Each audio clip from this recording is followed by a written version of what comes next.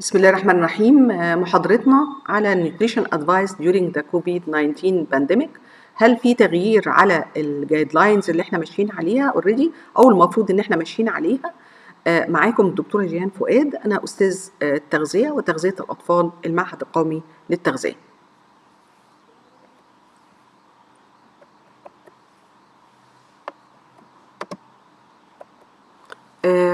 Proper nutrition and hydration are vital. The people who eat well-balanced diet tend to be healthier with a stronger immune system and lower risk of chronic illness and infectious disease. ده كلام basic وكلنا عارفينه.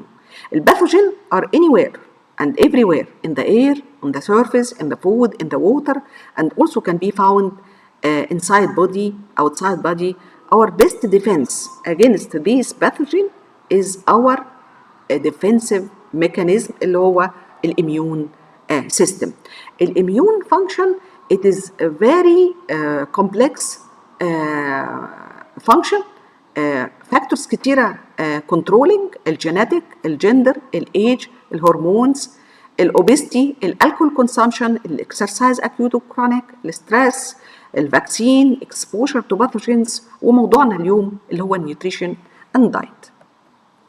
An immune response can be broken into three phases: surveillance, response, and resolution. Nutrient needs are greater during the response because of the need for cell proliferation and mediator synthesis، وده اللي هنشوفه في الفيجرز اللي جايه. Chronic inflammation is the result of not ending the response and can lead to disease. زي ما قلنا احنا الاميون ريسبونس بيعدي بثلاثه ستيجز. اول حاجه واختارهم السيرفيلنس. يعني ايه؟ انا ببتدي اشوف الاول، بعمل سيرفيلنس للانفايرمنت اللي حواليا.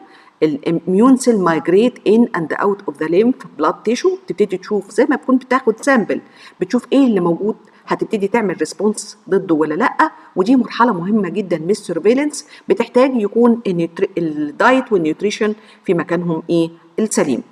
تاني حاجه الريسبونس، والريسبونس ده يعني ايه؟ يعني الاميون سيستم جو انتو اكشن. انا تعرضت للانفكشن فلازم يكون عندي اكشن، سواء الاكشن ده هيعتمد على اميونوجلوبولين ولا يعتمد على سيل، على حسب السيتويشن بتاعي ماشي ازاي. هيحصل سينثيسيس وسكريشن اوف سيجنال مولكيول، سيل بروفريشن، وفري راديكال جنريشن. الحته دي بالذات من السيستم او من الستيج اوف اميون ريسبونس بتعتمد على وجود امينو اسيد، زنك، مغنيسيوم، فيتامين سي، فيتامين اي، دي، بي، اند فوليك اسيدز. الحاجات دي لو كانت ان بليس معناها الريسبونس بتاعي هيبقى سليم، ويبتدي بعد كده يحصل لي الريزولوشن. اللي هو ايه الريزولوشن؟ يعني هيبتدي انا بعد كده هيحصل ابوبتوزس لبعض السيل، سيتوكاين برودكشن، هيحصل ريزولوشن لانفلاميشن. الجزء ده من الاميون ريسبون في سيل ابتدى يبقى فيه ريسيرش كتير جدا اسمها جاما دلتا تي سيل. الجاما دلتا تي سيل دي بروتوتايب من التي سيل represent a relative small group of T cell in peripheral blood. They are defined by expression of heterodymetric T cell، ودي موجودة في البريفرال blood. شغلتها بتعمل الريسبونس اللي هو بيقفل لي الاميون ريسبونس، تعمل سايتوكاين برودكشن، كيموتاكتيك برودكشن، سايتوتوكسيستي، يحصل هيلينج، يحصل جروس للابيثيليوم، يبتدي يخلص الاميون ريسبونس ونوت كونتينيو. لان طبعا لو الاميون ريسبونس ده لو فضل مكمل هبتدي نسمع على كل الديزيز اللي احنا بنشوفها، الاوتو اميون ديزيز، وكل المشاكل اللي بتحصل ايه منها. طب ايه علاقه الكلام ده بالدايتري؟ الريسيرش، لا، في ريسيرش كتير جدا اليومين دول على الجاما دلتا تي سيل، لانه لقينا ان الدايتري كومبوننت اوف بلانت اوريجين have the ability to prime this cell, making them more effective for pathogen eradication. Some studies have shown that the cell have a greater ability to proliferate after people consume this plant compound, and in addition reduction in the severity of the cold and the flu symptom follows. البرايمنج ده may help reduce chronic inflammation and supporting dual role للجاما والدلتا سيل. الجاما والدلتا سيل ده من الحتت اللي فيها ريسيرش كتير قوي اليمين دول. ايه الحاجات اللي بتعمل اميون انهبيشن او ايه هي الاميون انهبيتورز؟ انا بعرفهم ليه؟ بعرفهم لان حاجات كتيره منهم موجوده في الاكل او في اللايف ستايل. زي ما احنا شايفين النيوتريشنال ستاتس بتاعتي، انا عندي مان نيوتريشن ولا لا، الشوجر باخد كميات شوجر قد ايه، الالكحول، الكافيين، المواد الفود اديتيفز زي ما بنسميها المضافات الغذائيه او المواد الحافظه والمواد الرافعه الموجوده في الاكل الموجود على الرف، والكلام ده مهم جدا عشان اليومين دول الناس كتير بتلجا الى تخزين الاكل. الجانك فود، السموكينج، البوليوشن، انتي بايوتيك، الستريس والنيجاتيف ايموشنز، كل الحاجات. ودي حاجات لو احنا بصينا على الحاجات دي كلها كتير منها موجود في الظروف الحاليه اللي احنا موجود فيها. المان نيوتريشن زي ما احنا بنقول دايما، النيوتريشن والانفكشن والاميونيتي الثلاثه عاملين لي سايكل كونتينيوس اول ذا تايم. السايكل اوف اندر نيوتريشن انفكشن دي مهمه جدا، لان الريبيتد والبرزيستنت انفكشن ليه افكت سيستماتيك زي الفيفر، بيزود النيدز بتاعتي، بيزود دايريا، مال ابزوربشن، بيزود لي النيوترينت ريكوايرمنت، بيزود لي السيفيريتي اوف ذا انفكشن، امبير الانتستينال فانكشن، وكل الحاجات دي بتخليني فيشس سايكل اندر نيوتريشن. الاندر نيوتريشن طبعا بالتبعيه بيقلل الريزيستنت تاني بتاعتي للانفكشن، بيقلل الاميون فانكشن، وبيخليني مش قادر، بيدخلني في سيتويشن بنسميه nutritional immunodeficiency. This can lead to increased risk of morbidity, life-threatening infection or death. الاندر نيوتريشن لو حصل انفكشن سايكل دي لازم اكسرها او اقطعها ازاي؟ بالتريتمنت اوف ذا انفكشن وامبروف الدايتري انتيك. في بعض الايفيدنس كمان لازم نبقى فاهمين دايما، الناس متصوره المان نيوتريشن يعني بس الاندر نيوتريشن، لا يا جماعه، الاوبيستي كمان كومبرومايز الاميون فانكشن. والكلام ده مهم ليه؟ قعدتنا وعدم الحركه بتاعتنا والاكل اليومين دول ممكن يدخلني في اوبيستي، ودي مشكله كبيره لازم اخد بالي انها بتاثر على الاميون فانكشن. اي انفكشن بيبقى معاه انوركسيا، الانوركسيا دي هتقلل الانتيك اوف ذا نيوترينت، بيبقى معاه مال ابزوربشن وانتستينال دامج ودايريا، دول بيقللوا الابزوربشن برضه، وبيزود اللوس اوف ذا نيوترينت، بيزود الميتابوليك ريت، ريديستريبيوت اوف ذا نيوترينت، وكل الحاجات دي بتزود النيوترينت ريكوايرمنت. فعشان كده وجود انفكشن بيقلل الاميونيتي بيخلي النيوتريشن ستيتس بتاعتي مش في حالتها الطبيعيه. طيب الانفكشن بيعمل ايه كمان؟ الانفكشن بيعمل فيبر، والفيبر دي بتخلي البيزل ميتابوليك ريت بتاعي بيعلى بنسبه 30 ل 40% ابوف نورمال. طيب الانرجي والبروتين ريكوايرمنت ليهم طبعا هاير، اللي بيحصل لهم بريك داون ديورنج انفكشن، كل الحاجات دي بتاثر على الحاله التغذويه بتاعتي. وزي ما احنا عارفين الاميون سيستم احنا قلنا ايه؟ معظمه قائم على البروتين، نتيجه انه بيستهلك انه يتحول لسيتوكاينز، اكيوت فيز بروتين، بيتا انتي سيل لمفوسايت. وده السلايد بيوريني لما بصيت لحالات مثلا زي حالات التايفويد، النيتروجين لوس بيحصل قد ايه في الكونديشن وهي بتتغير من سيفير لمايلد. يعني لو حاله سيفير بيحصل نيتروجين لوس كتير، يعني بروتين لوس كتير، تيشو دامج كتير، ويت لوس، وكل ده بيزيد مع ارتفاع درجه ايه؟ الحراره. عشان كده احنا دايما لما نيجي نتكلم على النيوتريشن سيتويشن، بتكلم عن النيوتريشن سيتويشن اللي بوستنج الاميونيتي، بتكلم على البروتين، وبتكلم على الانرجي، وبتكلم على الانتي اوكسيدانت زي ما هنتكلم بعد كده. عشان كده it's difficult for an individual to increase their food intake during infection. فعشان كده لو ما عرفتش ازود النيوتريشن during infection عشان الجنرال كونديشن بتاعت الطفل او الكبير، لازم احط في دماغي ان انا لازم هتريبليس البروتين والانرجي دي after infection subside. الاميون سيستم require rich array of nutrient. انا محتاجه بروتين، فاتي اسيدز، فيتامينز، بروبايوتكس، مينرالز، وفايتو كيميكالز. البروتين دوره ايه؟ زي ما احنا قلنا هو البلوك الاساسي، لان معظم الاميون ريسبونس قايم على البروتين. اي امبيرمنت او مال نوتريشن بيأثر على ايه؟ الافشنسي اوف اميون ريسبونس. انواع معينه من البروتين زي الارجينين، زي الجلوتامين، عشان كده دايما بنشوفهم في حالات كتيره زي حالات اللي فيها حروق او فيها حالات بروتين لوس مال نيوتريشن. والحاجات زي البيورين والبيرميدين نيوكلوتايدز، كل الحاجات دي مهمه جدا للاميون ايه؟ ريسبونس. ايه تاني مهم؟ الفات. اخد كتير ولا قليل؟ لا، الدايت هاي ان فات مي ديبريس اميون ريسبونس. وناخد بالنا الجانك فود، الحاجات اللي فيها ساتوريتد فاتي اسيد، الحاجات اللي فيها الانواع من الدهون او الترانس فات increase the risk of infection and diminished T lymphocyte and natural killer cell activity. النيوتريشن جايد لاينز عشان كده ريكومند ان الفات بتاعتي ما تزيدش عن 30% في كل الاحوال، حتى لو انا ايه في عندي انفكشن. essential fatty acid برضو والدايتري فات مهمين جدا للاميون ريسبونس، لانهم طبعا مسؤولين على السيل ممبرين وبيأثروا على الفلويديتي اوف سيل ممبرين اللي هو سورس اوف واذر سورس اوف انرجي.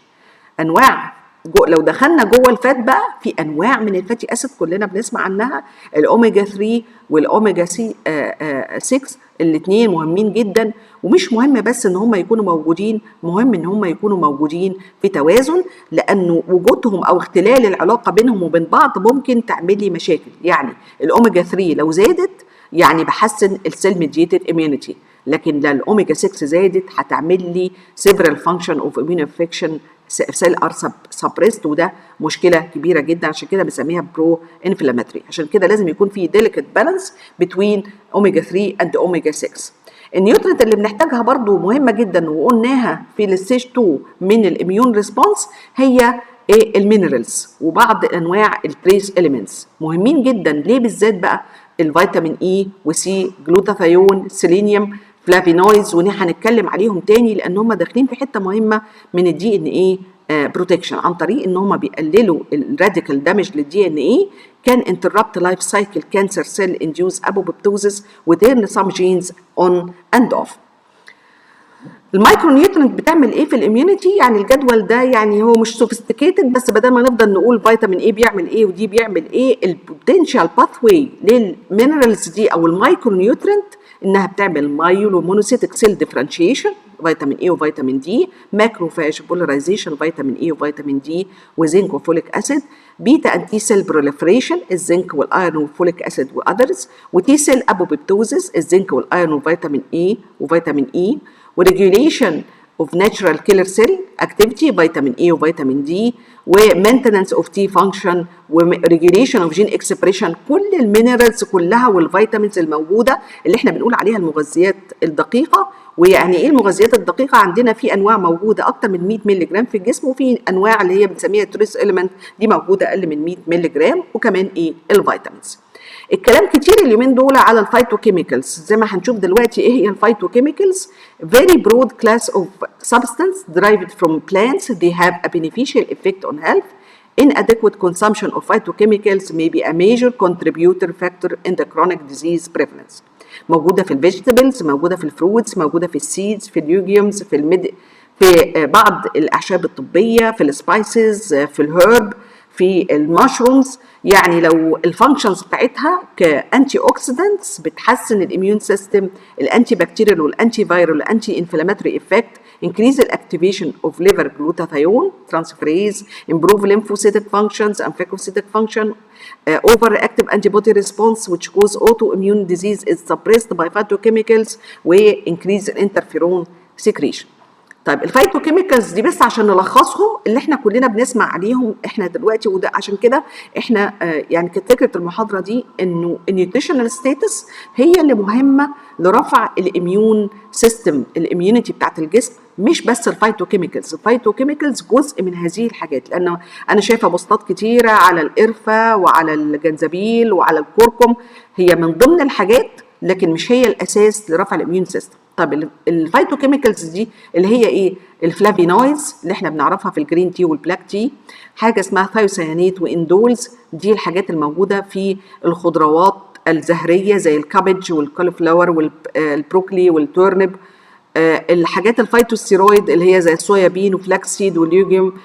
في حاجات اللي هي بنقول عليها في اورجانو سلفر زي الجارليك والاونيون والليك اللي هو والليك والشالوتس، دي حاجات موجوده عندنا. الليكس زي الكرات والجعدات وحاجات كده مشهوره عندنا في الفلاحين. يعني الصابونين اللي هي اللايكوريوس وكل الحاجات الصينيه، الجانسينج، اللينتنز، الصويا بينز، في حاجه اسمها الكيورمينويدز اللي هي الجينجر والتوماريك، التوربينز دي هيربال كونتيننج فولاتايل اويل، اي حاجه اللي فيها زي اللي هي النعناع والروزماري والحاجات البهارات اللي بتستعملها السيدات في المطبخ المصري، والبوليساكرايد زي الفينجريك والبارسلي، البقدونس، الفلاكسيد، المغات والمشرومز. عشان كده دي من ضمن الحاجات اللي بننصح بيها الامهات بعد الولاده عشان تحسن التئام الجروح وتحسن الحاله الصحيه للام. يعني ده في عجاله ايه النيوتريشن افكت على الاميونيتي او الاميون بوستنج اللي بيحصل للاميون سيستم. طب بالنسبه لنا في الكوفيد 19 النيوتريشنال ادفايس during كوفيد 19 بانديميك، هل الادفايس دي اتشينجت او فيها اي جديد عن اللي احنا عارفينه؟ هي ما حصلش فيها تشينج but it does take on added urgency. لو ما كانش زمان كان ممكن نعك في الاكل شويه، ناخد حاجات جانك فود، ناخد حاجات عليها بريزرفاتيف. الوقت ده مش مناسب خالص للكلام ده. ده الوقت اللي كلنا زي ما احنا شايفين كل يوم بروتوكولات بتنزل، ما فيش حاجه اكيد للمانجمنت، ما فيش حاجه اقول 100% العيان ده لو مشي على الريجيمنت ده هيشفى، لكن الحاجه اللي في ايدنا ان احنا ناكل صح وناكل هيلثي. عشان كده كانت الريكومنديشن اللي احنا هنتكلم عليها بتفكرنا تاني بالحاجات اللي احنا المفروض نكون ماشيين عليها اصلا من الريكومنديشن بتاعت WHO. Faced with the fear and the uncertainty, it is natural to be templated by tools of miracle foods. No food, drink, or dietary pattern can protect you from or cure infection by COVID-19. كل شوية خد ده، هو ده اللي هيخففك، هو ده اللي هيحسنك. طبعا كل الكلام ده مش كله صحيح. احنا طبعا في ضغوط عصبية كتيرة والواحد عايز يحمي نفسه ويزود المناعة، بس برضو بالهيلثي والبالانسد دايت. طبعا اللي عندهم NCD زي ما احنا قلنا، وخصوصا الناس كبار السن at high risk of طبعا of COVID-19، عشان كده دول بالذات نهتم بيهم اكتر وبالانظمه الغذائيه بتاعتهم دلوقتي. الكلام بتاعنا مش هيختلف عشان الكوفيد 19 عن الكلام اللي احنا بنقوله. اتباعنا للهرم الغذائي، اللي قلنا الهرم الغذائي زي ما قلنا اللي هو باخد فيه الاحتياجات الغذائيه بتتوقف على عمري وسني والمستوى الحركه بتاعي وانا ميل ولا فيميل، واذا كنت بلعب رياضه ولا لا. هنتكلم تاني على الانرجي دينستي. افكر وانا بعمل الميل بلان بتاعتي الاثنين دول التو ميلز دول بيدوا نفس الكالوريز، لكن حاجه هتشبع وتعمل لي هايبوجلايسيميا وهتشبعني مؤقتا، وميلز ممكن طول النهار ما اقدرش اخلص ال 1600 كالوريز، وفيها الفلافينويدز وفيها الفايبرز وفيها كل الفيتامينز والمينرالز اللي انا محتاجهم. اركز كمان ان انا النيوتريشنال دينستي، يعني بنقول الانرجي دينستي والنيوتريشنال دينستي بتاعت الفود. انا ممكن املى معدتي بمعلقه سمنه، المعلقه سمنه دي تساوي فرايد مثلا ربع الستومك، لكن تساوي خضار وفاكهه وحاجات مهمه جدا وفايبرز في نفس الشكل. فعشان كده انا بملى معدتي بايه؟ البورشن سايز حاجه مهمه جدا، كلنا قاعدين في البيت فنبتدي ناخد بالنا من البورشن سايز يا جماعه، لانه طبعا المعلقه بتختلف. لو ماشي على نظام غذائي كل المعالق مش نفس المقاس، كل الساندوتشات مش نفس المقاس، كل الكوبايات مش نفس المقاس، واقلل من الكربوهيدرات واراعي الجلايسيميك اندكس فود. افكركم تاني ان في حاجات بترفع السكر جامد جدا، وفي حاجات بترفعها بطريقه متوسطه، وفي حاجات بترفعها بطريقه خفيفه. فهبص دايما عن وبنبقى عاملينها بالالوان للإديوكيشن ترافيك لايتس، يعني الخضار، الفاكهه، المشروبات، الهرب، اللبن، كل الحاجات دي بترفع السكر بطريقه قليله. ولو قعدت افكر بطريقه تانية الجراف ده بيسهل لي انا عايز ايه، انا عايز اخد ايه، هاي نيوترنت صح كده ولا ايه، وهاي كالوري، ولا عايز اخد ايه من التقسيمه دي. انا كل اللي عايزه ان انا اخد نيوترنت هاي ولو كالوري. لو بصيت كده انا هتجه فين؟ اللي فوق اعلى حته في السلايد اللي فيها هاي نيوترنت ولو كالوري، هتبقى الفريش والفروزن فيجيتابلز، الفريش والفروزن فروتس، اللين ميت، الفيش، السكينلس بولتري، اللو فات ديري، والبروث بيزد سوب. كل الحاجات دي هتديني هاي نيوترنت لو كالوريز. لكن انا لو رحت ناحيه البوتيتو شيبس والفرنش شيبس يبقى لو نيوترنت وهاي كالوري. احنا كل التقسيمات دي مش تفيدنا بحاجه، احنا عايزين الهاي نيوترنت واللو كالوري. يبقى الريكومنديشن بتاعتنا، وهي دي ريكومنديشن الفيجرز والبوسترز. لو دخلنا على السايت بتاع WHO بيقول كل الكلام اللي احنا قلناه، بيقول eat moderate amount of fat and oil زي ما احنا قلنا، والحبوب الكامله. يعني انا مش بحب الحاجات اللي هي بقى الكيك والحاجات اللي هي ريفايند شوجر والريفايند فلاور. واخد enough water every day، لان دي برضو من الحاجات اللي احنا بننساها جدا. وابسط طريقه ان انا احسب احتياجاتي اليوميه من الفلويدز، من الووتر. الفلويدز كويس ان انا قلت فلويدز، ان في فرق بين الفلويدز والووتر. انا ممكن اشرب مشروبات في حدود 1.5 لتر بس طبعا تكون بشوجر دايت، لكن الووتر اخده ووتر. وابسط طريقه ان انا اقسم وزني على 8، دي ابسط حاجه ممكن اعملها. الووتر ليه فوائد كتيرة جدا زي ما احنا قلنا، بيعمل ووشنج للتوكسينز في الجسم، بيحسن المود، بيحسسني شوية بالشبع، بيعمل ووشنج للأورجانيزم، بيعمل حاجات كتيرة مهمة جدا للجسم. أخلي بالي من السولت والشوجر، حاجات كتيرة عارفينها ان فيها سولت، ما فيش حاجة اسمها ملح على السفرة، لان ده معناه ان انا باخد فوق احتياجاتي اللي قالها WHO اللي هي 5 جرام. لكن وبرده نفس الكلام للشوجر، لكن انا مشكلتي كمان في الهيدن سورس اوف شوجر، في حاجات بناخدها واحنا سيف كده واحنا مش متصورين انها فيها كميات عاليه من السولت والشوجر، زي الحبوب الكورن فليكس مثلا، زي الدريسنج اللي موجود على السلطات في كميات خرافيه من الملح والسكر. الشوكولاته السخنه، يعني في ناس مش متصوره ان الهوت شوكليت بيكون فيها هاي شوجر وهاي سولت، فناخد بالنا من الحاجات اللي احنا بنستعملها. ناكل الفريش، وده الوقت بقى جه دلوقتي ان انا استعمل الاكل المعمول، بلاش الاكل المخزن والاكل اللي بياخد مده طويله. اي اكل بيقعد مده طويله على الرف او في الثلاجه ده معناه ان في مواد حافظه عشان يحافظ على كميته. فاحنا دايما بنفضل الاكل الفريش، ونفكر حضراتكم بالWHO كلاسيفيكيشن للبروسيسد فود. احنا خلاص عندنا 4 ستيج للبروسيسد فود، منهم السلامي والسوسج والهوت دوجز، دي خلاص بقت جروب 1 وبنقول عليها انها كوز كانسر. يعني الستيجز الثانيه، الجروب الثانيه بروبابل بوسيبل، لكن الجروب 1 اللي هو في الباكون وفي السلامي وفي السوسج والهوت دوجز، دي خلاص كلها من الكلاسيفيكيشن، النيو كلاسيفيكيشن اوف WHO كوز كانسر، فنخلي بالنا منها.